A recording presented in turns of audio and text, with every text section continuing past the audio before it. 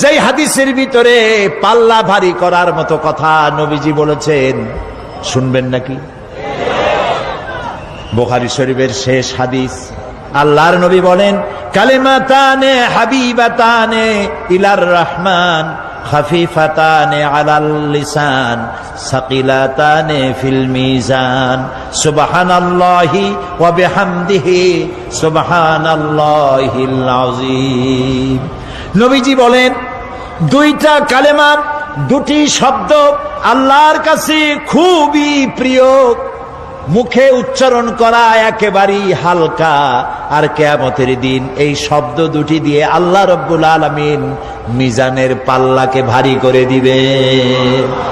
সেই শব্দ দুটি হলো, পড়েন আমার সাথে, সুবহানাল্লাহি ওয়া বিহামদিহি সুবহানাল্লাহিল আযীম। সবাই পড়েন, সুবহানাল্লাহি ওয়া বিহামদিহি সুবহানাল্লাহিল আযীম সুবহানাল্লাহি ওয়া বিহামদিহি সুবহানাল্লাহিল আযীম।